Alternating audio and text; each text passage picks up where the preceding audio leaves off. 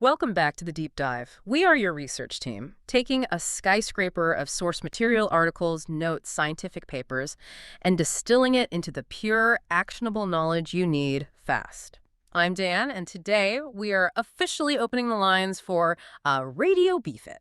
I like that. It's great to be back, and I definitely appreciate the new station call sign. Well, we're going to need it because today we are diving headfirst into the exercise phenomenon that, everyone loves, but almost everyone seems to use incorrectly.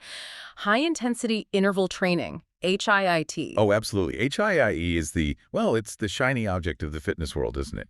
It promises something that sounds almost impossible. Transformative results, right? Exactly. Torching calories, boosting your heart health, building incredible endurance, and all of this in sessions that are often shorter than 30 minutes. It feeds directly into that modern desire for maximum efficiency with the absolute minimum time investment. It's such a seductive bargain, and it leads you to this logical, though, as we'll find out, deeply flawed conclusion. You think, okay, if 20 minutes of all-out effort is wildly effective, then surely 45 minutes has to be better.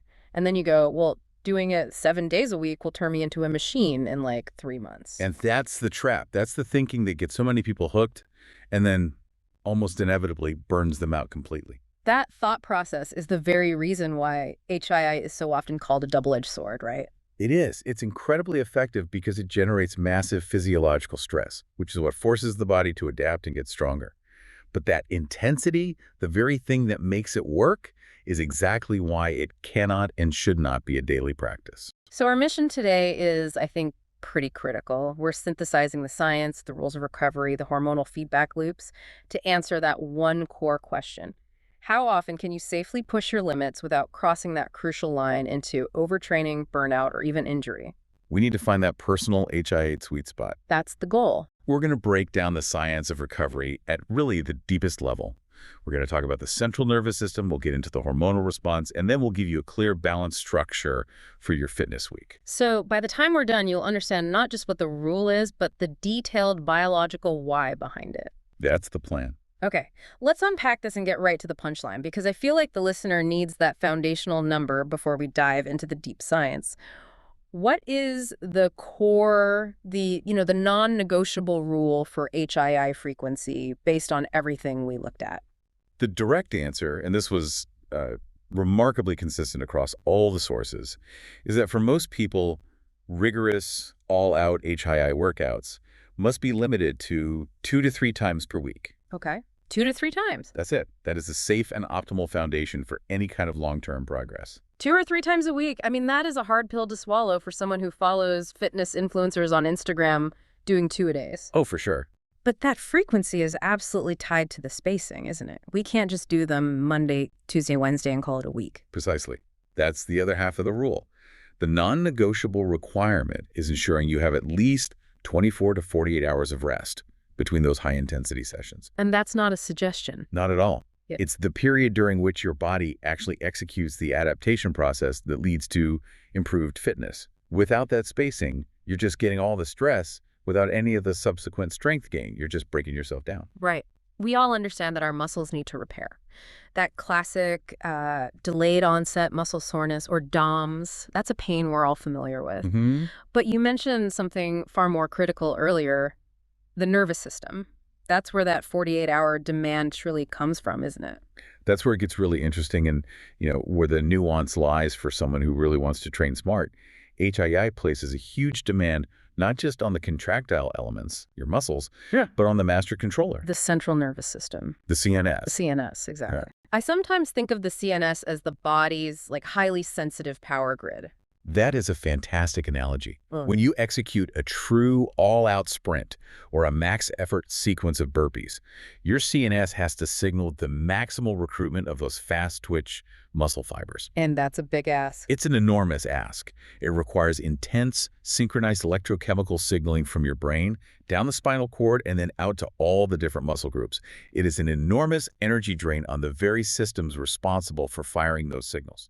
So walk me through this. If I push my CNS to its absolute maximum output on a Monday morning, and then I try to do the exact same thing on Tuesday morning, What is physically happening inside that system? Okay, so you start running into two major deficits. The first one is neurotransmitter depletion. Okay. Key neurotransmitters like norepinephrine and dopamine, which regulate your motivation, your motor drive, focus, basically that essential oof you need for a maximal effort.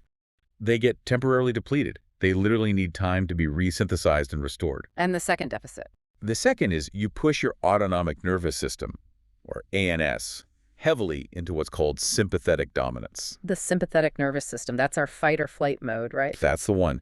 HIIT is a deeply sympathetic activity. To achieve true recovery, we need to shift back into the parasympathetic nervous system, our rest and digest mode. And that shift takes time. A significant amount of time. If you hit it hard again on Tuesday, you are preventing that crucial shift from ever happening. You're essentially keeping the body's stress system constantly turned up to 11. And when those signals and neurotransmitters are degraded, the quality of that next workout suffers dramatically. It's not just that I feel tired. No. It's that my body physically can't access those fast twitch fibers in the same way. Precisely. You feel like you're giving 100% effort, but your maximum physical output might have dropped to 80% because the CNS, the control system, is fatigued. It's like a circuit breaker sensing an overload. And that's where performance plateaus. It plateaus. And this is often where people start pushing past good form. They create compensations to try and generate that power, and that leads directly to overuse injuries. That distinction between perceived effort and actual power output is so vital. You feel like you're working harder, but you're getting fewer and fewer returns. And that's why the recovery period isn't just about passive resting. It's the period of what's called supercompensation. This is when your body recognizes the intense stimulus you gave it, and it literally builds capacity to handle it better next time. The fitness gain, the improved endurance, the stronger heart, that doesn't happen during the workout. Not at all. It happens during the recovery. And without that crucial 24 to 48 hours of rest, you interrupt that supercompensation cycle before it can even finish. We have some really strong validation for this rule from the professional world, too. I'm looking at a quote from certified personal trainer Emily Nichols, CPT, and she makes this point crystal clear. What does she say? She says the body cannot sustain that high intensity physically and mentally day after day. She strongly recommends a maximum of 2 to 3 days a week of 20 to 30-minute HIIT sessions. And that recommendation is completely grounded in the physiology of the central nervous system. If you try to push through CNS fatigue, you are basically compromising your future training potential for a very marginal, immediate caloric burn. It's a bad trade. So the application here, for you listening, is to reframe the very concept of HIIT. We need to stop viewing it as this daily foundational activity and start treating it as a powerful precision tool, a potent stimulus that requires time for the body to process and adapt to. That is a perfect way to put it. Treat those sessions like they're important, evenly spaced appointments in your calendar, maybe a Monday and a Thursday. Right, and that allows Tuesday and Friday to be dedicated to lower intensity activities or strength training, and Wednesday becomes your recovery bridge. And we really need to clarify the session length here, because if someone is doing a 60-minute HIIT class, they're probably not doing true HIIT. They're just diluting the intensity and still stressing themselves out unnecessarily. Absolutely. If you are performing true high-intensity work, where you are hitting 85 to 95% of your maximum heart rate during those work intervals, it is physically unsustainable for a long period of time. You just can't do it. Can't. Research consistently shows that significant benefits are achieved from protocols lasting 20 to 30 minutes total, and that includes a solid 5 to 10-minute dynamic warm-up and a cool-down. So the actual all-out work intervals might only add up to 10 or 15 minutes in total. That's right. So if I can maintain that maximal intensity for 45 minutes, I probably wasn't at maximal intensity to begin with. You were likely doing something more like sustained cardio with some high-intensity spikes, which is a completely different training domain. It's high volume, it's high stress, and it's not what the research defines as true HIIT. The intensity is what creates the nervous system demand, and the volume is what creates the fatigue. So by keeping the volume low, say 20, 30 minutes. We maximize the intensity, but we minimize the systemic fatigue, but only if we respect the rest period. That makes that 2 to 3 times a week rule just absolutely, it's all about quality over quantity. Now, we know that despite this clear rule, people will try to do more. So let's explore the deep physiological consequences of breaking this rule and move into the the hormonal danger zone. Let's do it. So if you're listening and nodding along, agreeing with the CNS rules, but secretly you're planning to squeeze in that fourth session this week, what is the ultimate consequence you should be aware of, beyond just feeling tired? The ultimate consequence is a cascade effect that moves far, far beyond simple muscle soreness and leads to genuine systemic dysfunction. Overtraining results in this vicious cycle of excessive fatigue, chronic injury risk, severe hormonal imbalances, and eventually a complete breakdown in motivation. We call it burnout. Right. And the most destructive element of all of this is the dysregulation of the stress axis, which is mediated by a hormone called cortisol. And that's the most frustrating paradox of overtraining, isn't it? You completely derail the consistency you were striving for in the first place. You force yourself to take unplanned rest days or even weeks just to recover from the stress you intentionally created. Exactly. Consistency is predicated on your ability to recover. You can't be consistent when your body's chronically depleted. And we need to take a deep dive into cortisol here because, like you said, it's not inherently bad. It's actually essential. So explain that dual role. How does cortisol work in the context of the hypothalamic pituitary adrenal or HPA axis response? Right, the HPA axis. It's our body's primary stress response system. When you start an intense workout, your brain recognizes it as a beneficial acute stressor. The hypothalamus tells the pituitary gland, which then signals the adrenal glands to release cortisol. And this acute release is vital. It is. It's the hormone that mobilizes stored glucose for rapid energy. It increases your alertness, and it triggers all the metabolic processes needed for that fight-or-flight scenario of a max effort interval. That initial spike is beneficial because it enables high performance, and that in turn drives the adaptive response later on. So a controlled temporary spike of cortisol is a feature, not a bug, of an intense workout. Where does it all go wrong? The problem starts when that acute spike never has a chance to return to a healthy baseline. Insufficient recovery, especially doing high-intensity work on consecutive days, leads to chronically elevated cortisol. Okay. A healthy body should see the spike, use the energy, and then as the stressor ends, the HPA axis should downregulate, allowing cortisol levels to drop significantly during rest and especially at night. But when we skip that recovery day, we're basically keeping our foot on the gas pedal. You are. The body perceives a continuous, high-level threat. It never gets the signal to switch off that stress response. And over time, the receptor sensitivity for cortisol actually changes, and the sheer volume of cortisol circulating in your bloodstream starts to have some severe systemic negative effects. We have a note here from cardiology nurse practitioner Norma Oridana, and she spoke specifically to this. She said that while the acute response is necessary, the problem becomes where there is too much cortisol in the body. That's the key. So let's detail those negative effects because they really do hit every major system in the body. Okay, so first, we see profound effects on metabolism and body composition.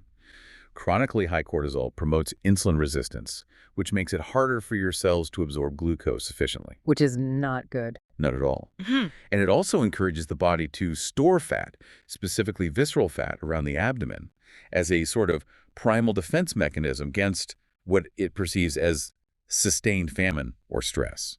So the very effort you are putting in to lose weight might actually be reversed by the hormonal environment you're creating.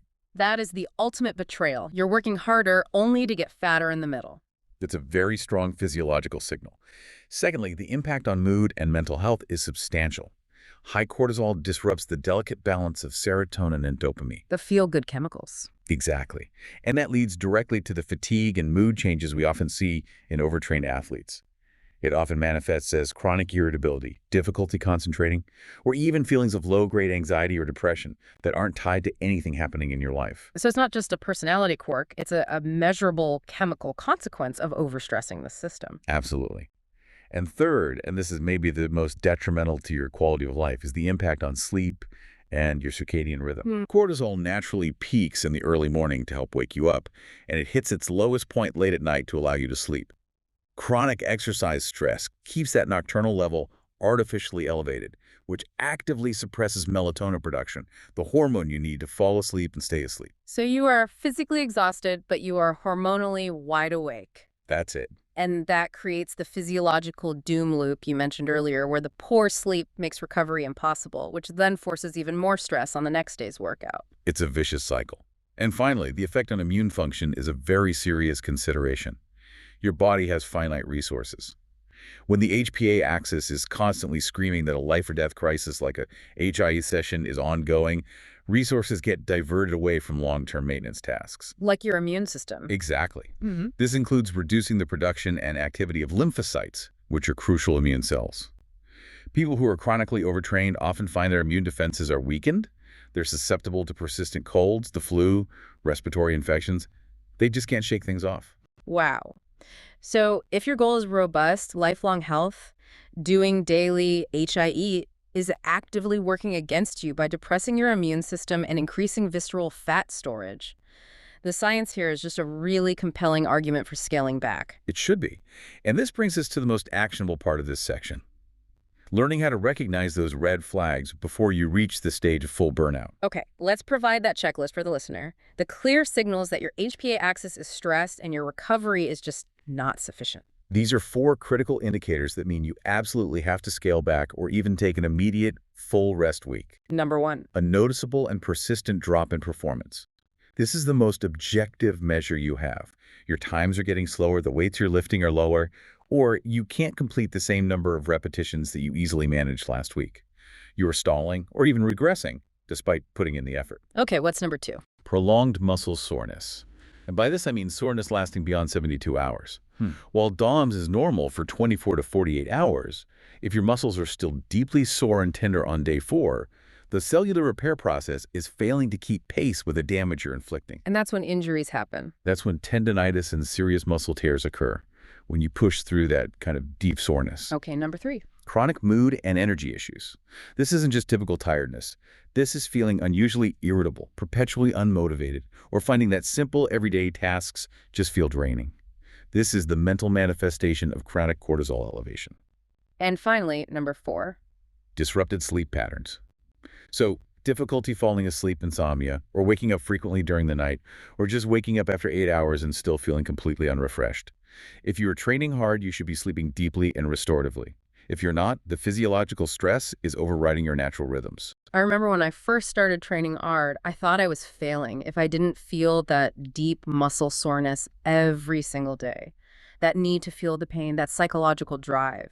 It often pushes people right past these signals. It leads them to believe they need to dig deeper when the exact opposite is what's required. That psychological hurdle is enormous. Our entire fitness culture celebrates pushing through. But in this context, pushing through a performance drop or chronic fatigue is scientifically illogical. To get stronger, you must first allow your control system to recover. So to finally put a pin in this section, let's definitively address that FAQ. Can I do HIA 2 days in a row if I feel fine? What separates, say, an elite athlete who might do more volume from our typical listener? For our learner persona, someone who's seeking consistent, sustainable health, the answer is a definitive no. It is strongly not recommended. The 24-48-hour rule is absolute because the recovery is happening at a cellular and hormonal level that you cannot consciously feel and perceive. So feeling fine is deceptive because you might be masking that deep CNS fatigue or a hormonal disruption. Exactly. An elite, highly conditioned athlete. Yeah. They might be able to handle slightly less recovery time, but that's because their parasympathetic nervous system is incredibly efficient at regaining dominance. Their body's capacity for synthesizing key recovery substrates is maximized through years of training. But for the average person? For the average person, consecutive days of HIE simply increase the cumulative stress and exponentially raise the risk of injury and burnout over the course of weeks or months. You need that buffer day, that active recovery bridge between your high-intensity sessions. You just can't cheat the internal clock. That makes the science incredibly clear. Respect the recovery window. Now that we understand the absolute necessity of recovery, let's pivot and start to build the framework. How do we weave those 2 or 3 potent HIA sessions safely into a complete, balanced weekly routine? The solution is to adopt a truly integrated approach. Long-term, sustainable fitness requires you to view your week as a balanced system, where each type of exercise serves a unique, specific purpose.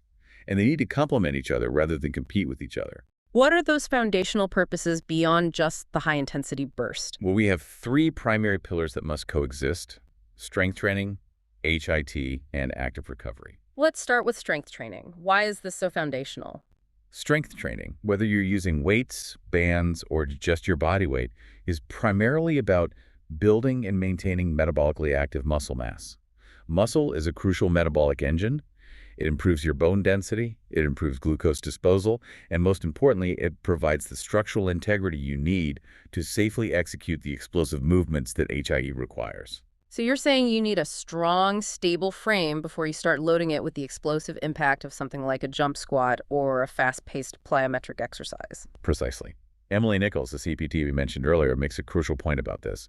She advocates for leading with strength training, active recovery, and then HIIT workouts. So HIT comes last. It does.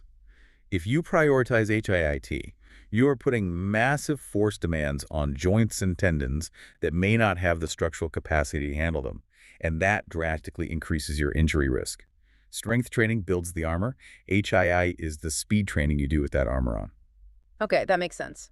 The third, and I think often the most neglected component, is active recovery.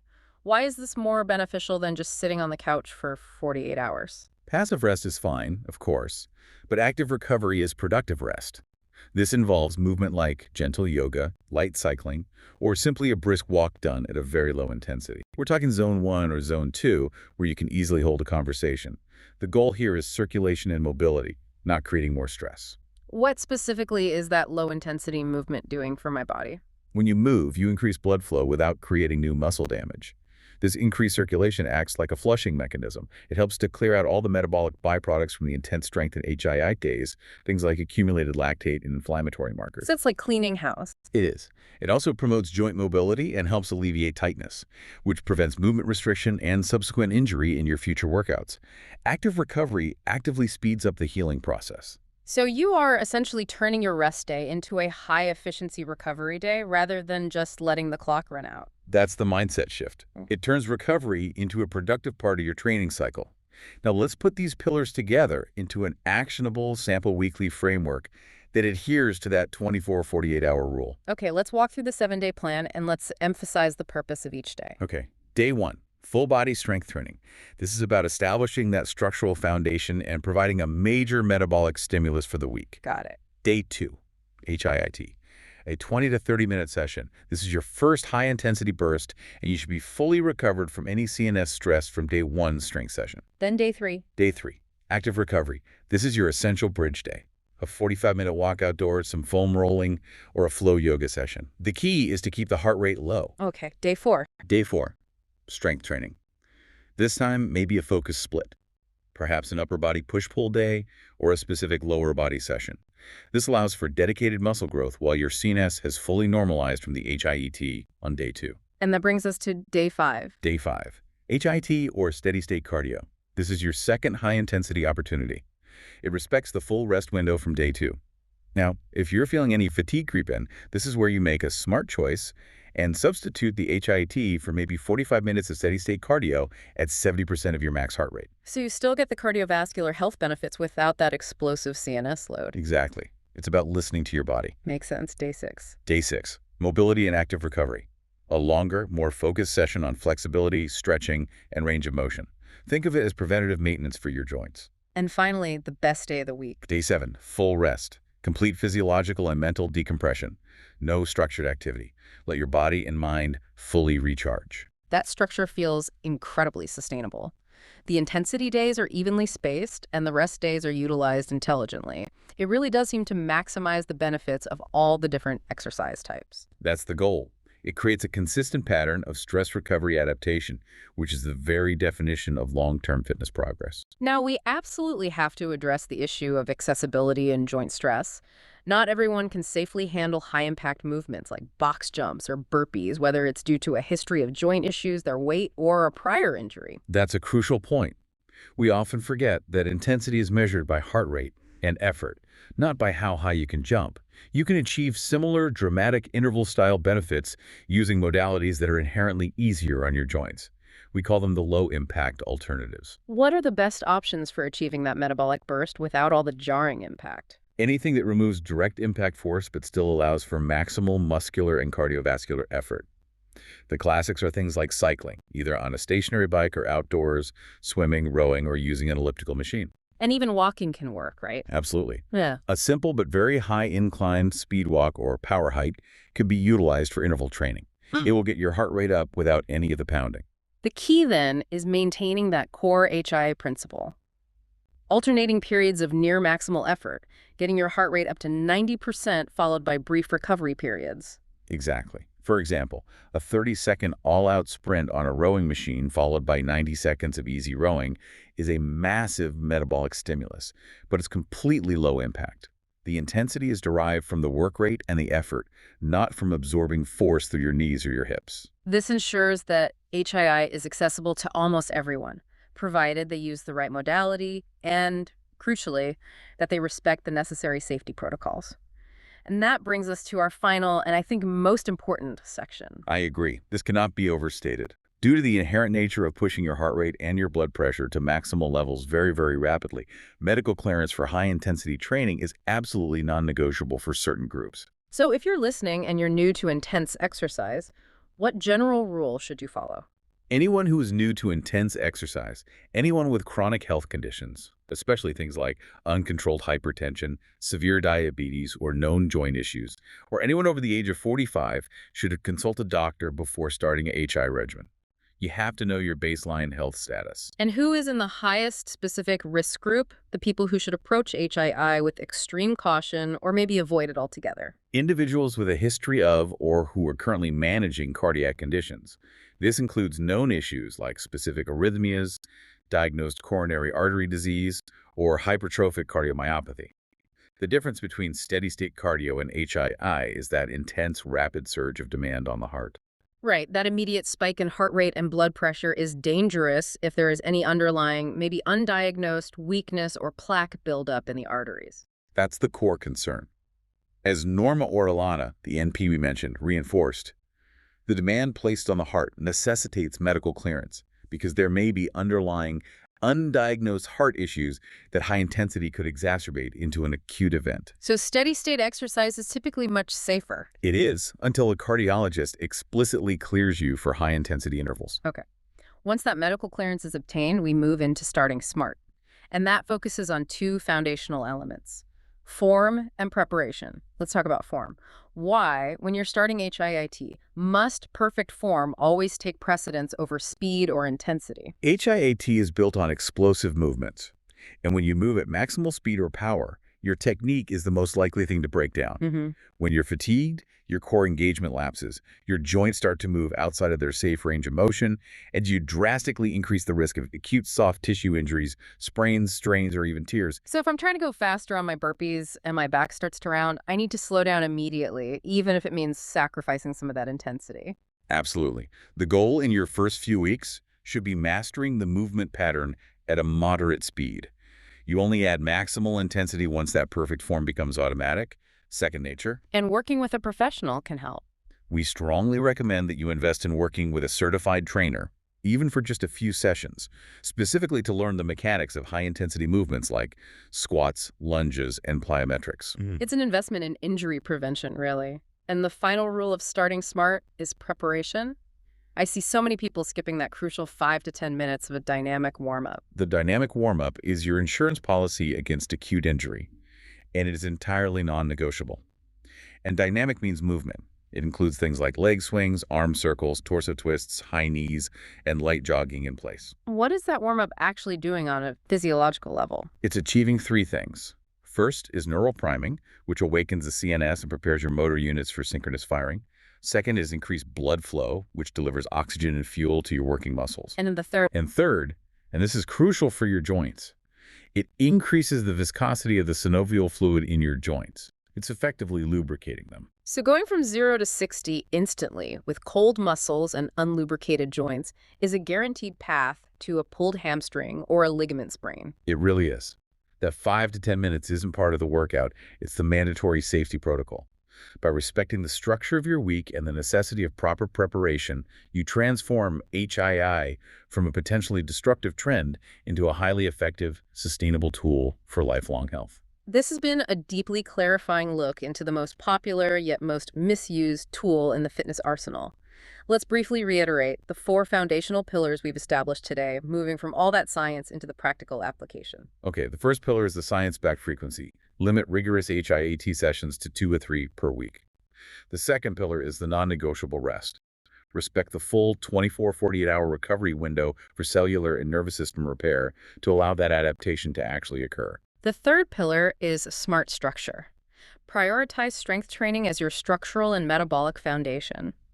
You should use HIIT only as a potent short-term cardiovascular stimulus. And the fourth pillar is self-awareness. Listen intently for the cortisol red flags. Right. If your sleep is disrupted, if your mood is chronically irritable, or if your performance is dropping, you are overtrained, and you must scale back immediately. The goal here is intelligent progress, maximizing the efficiency of those intense 20 minutes without compromising the rest of the 168 hours in your week. You want consistent progress that you can maintain for decades, not a crash and burn cycle of short-term gains. Exactly. And for those of you looking for more actionable guides on how to balance your schedule or just clear practical articles on fitness, nutrition, and wellness, we highly recommend checking out the free resources available at bfit.ai. They offer some great frameworks for turning this science into practical, everyday application. As we wrap up, I do want to leave you with one final thought, something to shift your perspective on recovery. Since active recovery is the bridge that keeps your CNS functional and your muscles clean, think specifically about what low-intensity movement, a brisk neighborhood walk, a gentle stretch routine, or a short mobility flow you can incorporate into your rest days this week. Recovery isn't just about what you don't do. It's about what intentional low-stress movement you can do to accelerate your healing. So the question is, how will you make recovery a productive part of your journey this week? An excellent challenge. Remember, the true magic of intensity is unlocked through intelligent recovery. Train smart, recover smarter. We'll see you next time on The Deep Dive.